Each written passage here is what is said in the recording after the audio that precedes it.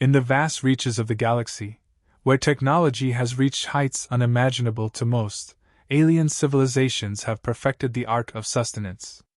Planets are fed through intricate systems that require no soil, no sun, and no natural process that any Earthling would recognize. Entire ecosystems are synthesized within massive constructs, powered by nanotechnology and energy harvested from distant stars. Food in these worlds isn't grown but engineered, precisely tailored to meet nutritional needs and created in sterile, controlled environments. Efficiency is key. Resources are utilized to their fullest, with nothing wasted and everything optimized. Yet beneath the surface of this technological marvel lies an unsettling truth. These methods, for all their advancement, are sterile in more ways than one. The very life they sustain is devoid of life's vibrancy, and the soil, where it exists, has long been forgotten. The balance of nature has been traded for a reliance on machines, a trade-off that many have accepted as the pinnacle of progress. So, when humans, the so-called primitive inhabitants of Earth, dared to present their farming methods to the galactic community, it was met with open mockery. Earth's representatives spoke of crop rotation, a concept that drew amused glances and quiet laughter. They explained the importance of soil enrichment, the use of organic materials to nourish the land, and the role of natural cycles in maintaining the health of their crops. To the advanced species of the galaxy, these ideas were relics of a bygone era, quaint and inefficient. In interstellar forums and councils, humans faced ridicule.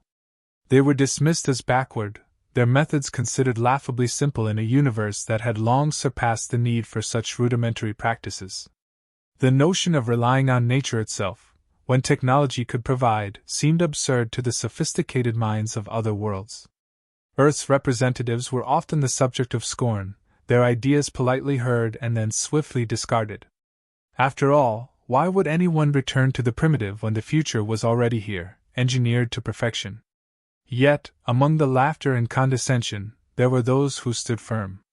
These were the visionaries, the stewards of Earth's traditions who believed in the power of their methods. They knew that while Earth's practices might appear inefficient on the surface, they held a resilience and adaptability that the galaxy's high-tech solutions lacked.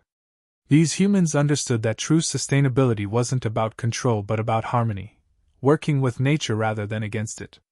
Despite the mockery, they continued to advocate for their methods, confident that one day, their time would come. They spoke of the long-term benefits of crop rotation, how it naturally replenished the soil and prevented the depletion of vital nutrients.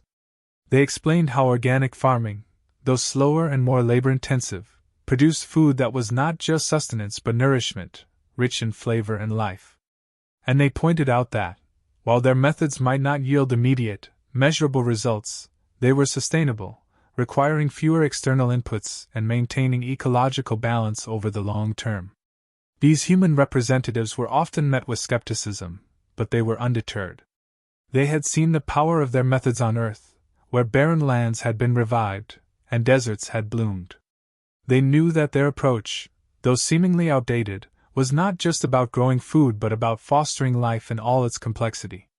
It was about creating systems that could endure, that could adapt to changing conditions, and that could thrive without the constant intervention of technology. And so, they persisted, determined to prove the value of their methods.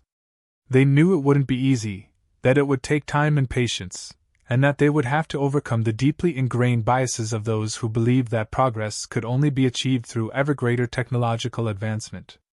But they were resolved. They had faith in the wisdom of their ancestors, in the lessons learned from centuries of working the land, and in the simple truth that life, real life, could not be engineered but must be cultivated. These humans, often seen as stubborn and old-fashioned, would soon find that their methods were more than just viable, they were revolutionary. In the vast expanse of the galaxy, a crisis of unprecedented scale began to unfold. Several planets, once thriving centers of civilization, were now on the brink of collapse.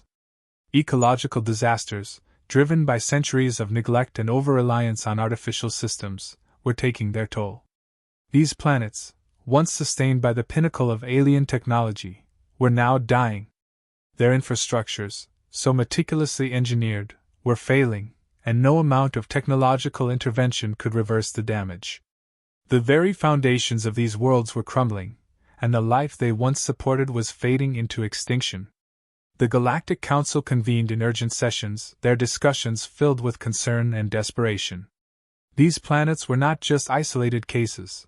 They represented a broader pattern of decline that could spread to other worlds if not addressed. The Council members, representing the most advanced civilizations in the galaxy, debated potential solutions. They proposed more technology, more innovation, but each suggestion was met with the grim reality that the methods they had relied on for so long were no longer sufficient. Their approaches, though effective in the short term, had proven unsustainable in the face of ecological collapse. Amid this crisis, Earth's representatives stepped forward with a proposal that was met with immediate skepticism. They suggested using their traditional farming techniques to revive these dead worlds. The idea seemed ludicrous to many. How could the primitive methods of Earth, a planet known more for its simplicity than its technological prowess, succeed where the most advanced technologies had failed? The skepticism was palpable. The Galactic Council debated heatedly, questioning the wisdom of entrusting such a significant task to a species that had long been dismissed as backward. But desperation has a way of opening minds, even those that are usually closed. The crisis was worsening, and no other solutions seemed viable. After much deliberation and with low expectations, the Council agreed to let Earth try. It was a decision born more of a lack of options than any real belief in the success of the proposed methods. The humans were given a chance, but no one expected them to succeed. The first planet selected for this experiment was a world once lush with life but now barren and desolate. Its atmosphere was thin, its soil dry and lifeless. The alien technologies that had once sustained it were now obsolete, unable to reverse the damage they had caused. The humans arrived, bringing with them not machines or synthetic solutions, but seeds, soil samples, and the knowledge passed down through generations of Earth's farmers. The process began slowly, almost painfully so in the eyes of the alien observers. The humans started by planting crops, simple and unassuming, in the dead soil. They worked the land, enriching it with organic materials, and slowly, the Earth began to change. It was a methodical process, requiring patience and care, in stark contrast to the instant results the galaxy had grown accustomed to.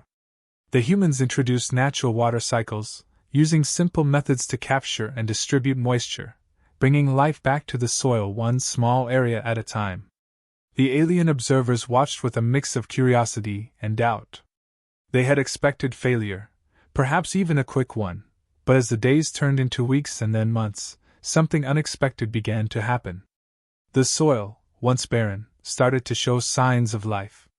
Small plants began to sprout, their roots digging deep into the earth, stabilizing the soil and drawing up nutrients. The air, once thin and lifeless, began to change as well, as the plants released oxygen, slowly thickening the atmosphere. It was a process unlike anything the aliens had ever seen, not because of its speed or technological marvel, but because it worked. As time passed, the results became undeniable. The planet, once written off as a lost cause, was beginning to recover. The humans, with their simple tools and ancient knowledge, were achieving what the most advanced technologies could not. The slow, methodical approach, so different from the instant gratification the galaxy had come to expect, was proving to be exactly what this dying world needed. The aliens, who had once mocked Earth's methods, now watched in awe. The first experiment, which had been given almost no chance of success, was turning into a beacon of hope. The skepticism that had once filled the council chambers was giving way to a growing respect for the humans and their ways. The very methods that had been dismissed as primitive were now being hailed as revolutionary, capable of bringing life back to dead worlds. And so, Earth's representatives continued their work, undeterred by the slow pace or the doubts that had once surrounded them. They knew that this was just the beginning, that the lessons learned from this first experiment would pave the way for many more.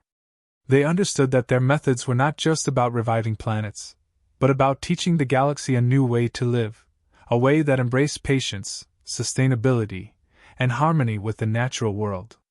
As the first signs of life began to spread across the planet, The humans quietly celebrated their success.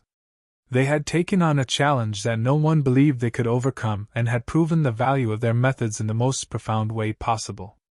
The planet was not just surviving, it was beginning to thrive, a testament to the power of Earth's farming techniques and the wisdom of those who had refused to give up on them. The galaxy, watching from afar, began to realize that the solutions they had been seeking were not found in the most advanced technologies, but in the simple, enduring practices of a small, blue planet that had been mocked for so long. The transformation of the first planet was a slow, deliberate process. In the beginning, progress was barely perceptible. The humans continued their work with quiet determination, planting seeds and nurturing the soil. As the weeks turned into months, the barren landscape began to change. Tiny shoots of green broke through the once lifeless ground, their roots delving deep, stabilizing the soil and drawing out nutrients. The air, once thin and nearly unbreathable, began to carry a faint scent of vegetation as plants released oxygen, slowly thickening the atmosphere. It wasn't a rapid or dramatic change, but a steady, almost imperceptible shift toward life. As the planet's environment stabilized, the first signs of fauna reappeared. Small insects and hardy creatures, introduced by the humans in carefully controlled stages, began to thrive in the new ecosystem. These initial inhabitants played a crucial role, pollinating plants and contributing to the soil's fertility. The once silent planet gradually filled with the sounds of life, buzzing, rustling, the soft hum of a world waking up after a long slumber. The galactic observers, who had watched the experiment with a mixture of skepticism and curiosity, were stunned. They had seen countless attempts to revive dying planets, each one failing despite the best efforts of their most advanced technologies. Their methods, reliant on immediate, engineered solutions, had consistently fallen short. But here, on this remote world, humans were achieving what they could not. The process was slow, but the results were undeniable. The planet, once dismissed as a lost cause, was coming back to life, not through force or technology, but through patience and care. The initial disbelief among the galactic community slowly turned into something else: respect.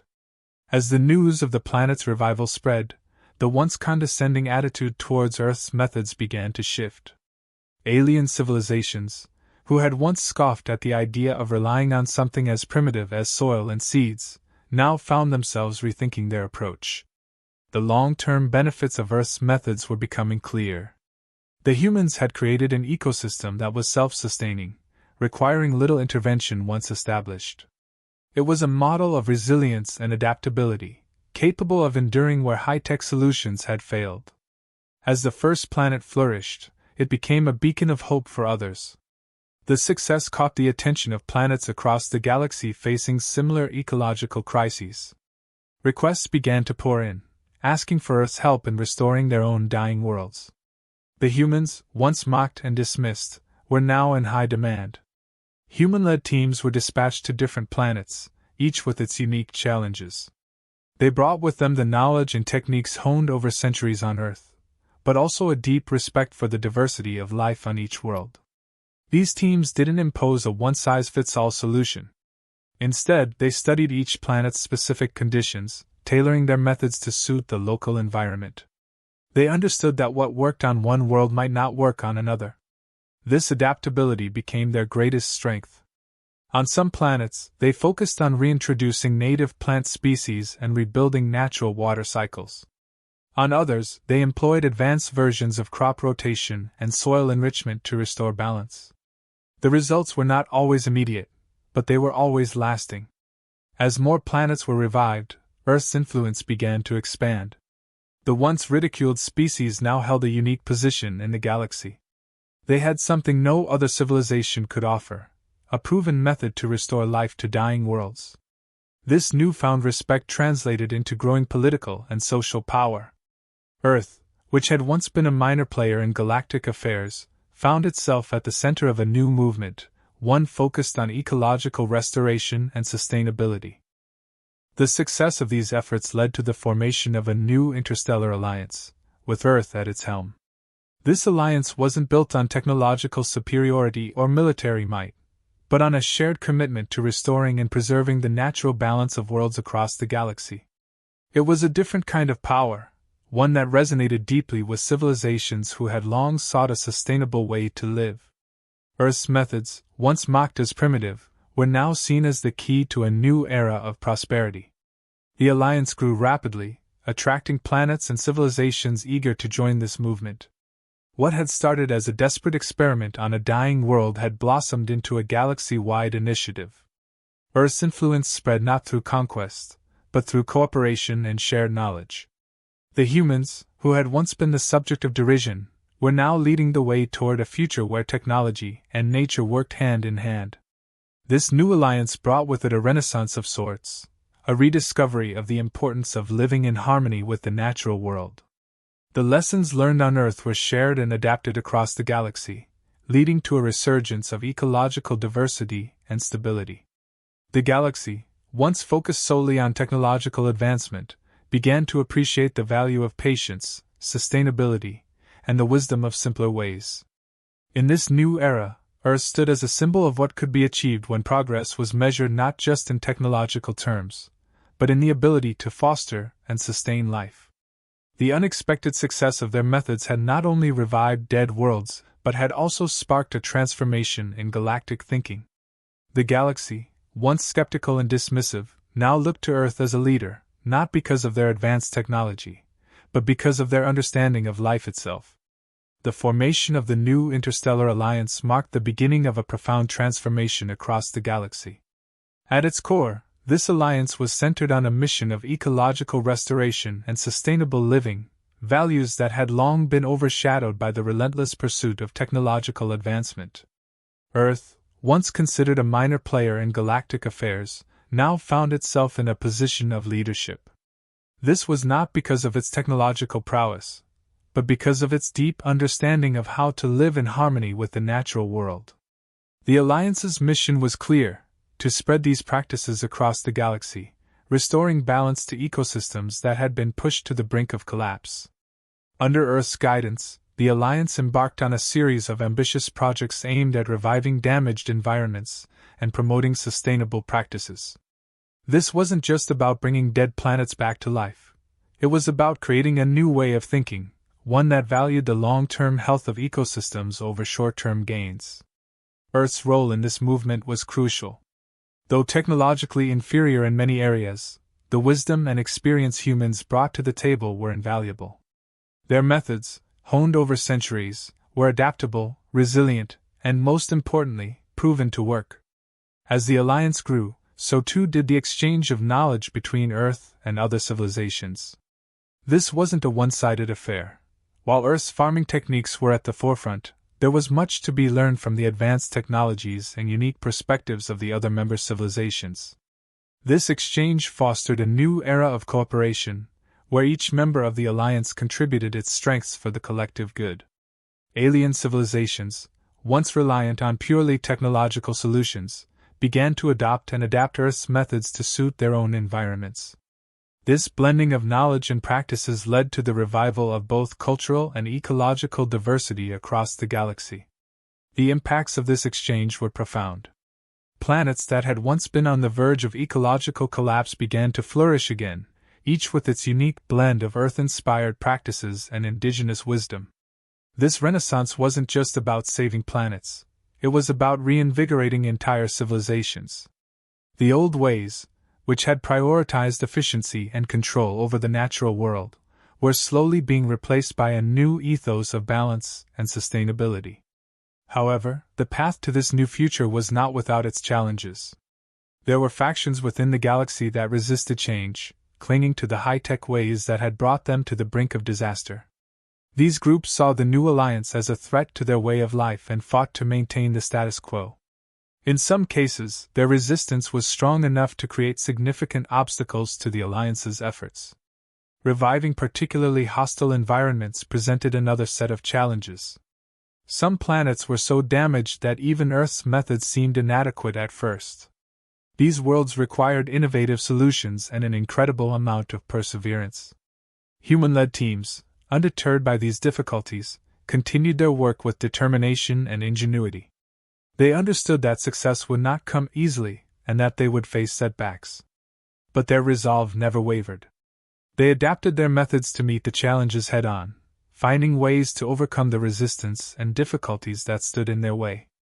On some planets, they had to develop entirely new techniques, combining Earth's traditional practices with alien technology to create hybrid solutions that could thrive in the harshest conditions.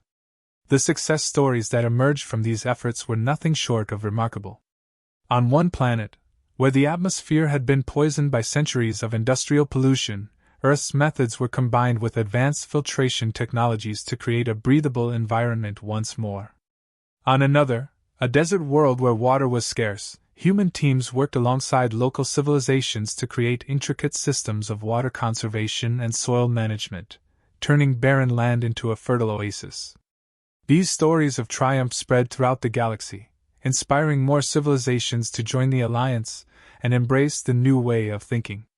The adaptability and resilience of Earth's farming techniques became legendary, seen not just as a method for growing food, but as a symbol of hope and renewal. The alliance grew stronger with each success, drawing together civilizations from all corners of the galaxy in a shared commitment to restoring and protecting the natural world. As the alliance moved forward, Earth's influence continued to expand. What had started as a desperate experiment on a single dying planet had blossomed into a galaxy-wide movement, one that promised a brighter, more sustainable future for all. The humans, who had once been mocked for their simple ways, now stood at the forefront of a new era. They had shown that true progress wasn't about the most advanced technology, but about understanding and respecting the delicate balance of life. The galactic renaissance was in full swing, and at its heart was Earth, guiding the way with the wisdom of its ancient practices and the strength of its enduring spirit. The galaxy had reached a tipping point. The old ways, dominated by high-tech solutions that prioritized efficiency over sustainability, were giving way to a new paradigm. This shift wasn't just a change in methodology, it was a transformation in thought and values. The civilizations that once viewed nature as something to be controlled and manipulated were now beginning to understand the importance of balance, of working with nature rather than against it. Earth's rise as a central power in the galaxy was a testament to this new understanding. It wasn't technological dominance that had brought Earth to this position, but wisdom, an ancient knowledge of how to cultivate life in harmony with the environment. As this new paradigm took hold, the long-term impact on the galaxy's future became a subject of speculation and hope. The combination of Earth's sustainable practices with the advanced technologies of other civilizations opened up possibilities that had never been considered before. The potential for creating planets that were not only habitable but thriving was now within reach. This wasn't just about survival. It was about flourishing, about creating ecosystems that could sustain life in all its diversity for generations to come. The fusion of Earth's methods with alien technology promised even greater ecological harmony. Imagine worlds where the precision of advanced machinery worked in concert with the natural cycles of growth and renewal, where technology served to enhance rather than replace the fundamental processes of life. This new approach could lead to advancements in areas such as resource management, energy production, and habitat creation, all grounded in the principles of sustainability. The galaxy stood on the brink of a new era, one where progress was measured not by the complexity of technology, but by the health and vitality of the worlds it supported. Reflecting on this journey, it was impossible not to see the profound change that had taken place. Earth, once mocked and dismissed as backward, had become a leader, not because of its technology, but because of its understanding of life itself. The path from mockery to leadership had been long and challenging, but it had also been rewarding. The story of Earth's rise was a powerful reminder that true progress isn't always about having the most advanced tools, but about knowing how to use what you have in the best possible way. It was a lesson in humility, in the value of ancient wisdom, and in the power of perseverance. The moral of the story was clear: the future of the galaxy didn't lie in the relentless pursuit of newer, faster, more powerful technology. Instead, it lay in finding ways to live in harmony with the natural world, to understand and respect the delicate balance that sustains life. This wasn't a rejection of technology, but a call to use it wisely, in ways that supported and enhanced the natural processes rather than replacing them. It was about learning to listen to the lessons that the Earth had to offer and applying them on a galactic scale. As the galaxy moved forward, Earth's place within it was secure. The humans, once considered primitive, had shown the way to a new kind of progress, one that was sustainable, balanced, and in tune with the rhythms of life. The future of Earth and the galaxy was intertwined, bound together by a shared commitment to preserving and nurturing the environments that supported them. In this new era, Earth would continue to lead, not by the power of its machines, but by the strength of its understanding and the wisdom of its practices.